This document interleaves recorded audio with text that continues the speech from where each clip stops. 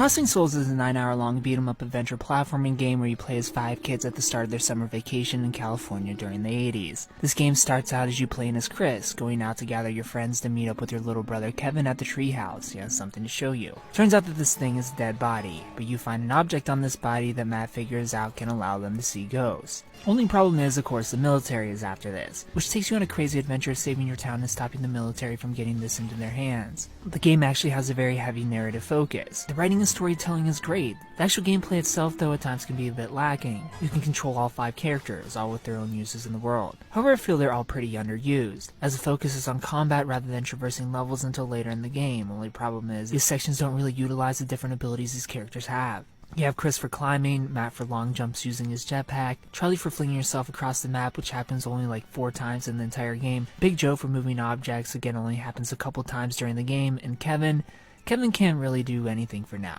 but will later be able to go through walls and portals. And again, these different abilities from characters are highly underused. In between these moments is a lot of stamina-based combat.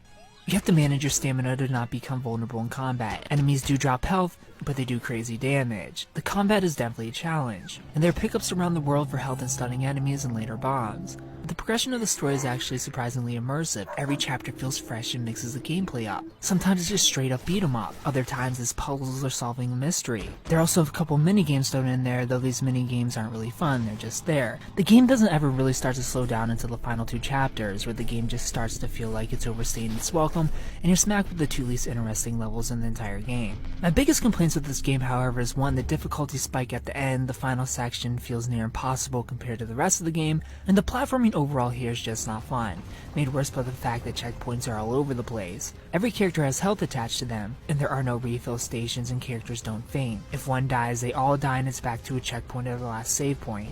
Most of the time this is fine, but randomly dying deeper into a level can put you further back than dying somewhere in the middle, causing you to have to redo all the game's unfun, clunky, and stiff feeling platforming that, by the way, also runs on stamina if you're using the jetpack. Disappearing platforms make the stop and go extra frustrating, and the 3D platforming style in a 2D plane doesn't help, especially when you're platforming as Kevin, for example. It's nearly impossible to tell if you're over a platform or not, but these issues feel small compared to what the game does right. Crossing Souls is still a really good game with a great story. It's addictive, it's fun, it's challenging, and will have the 80s and 90s kids feeling a bit nostalgic.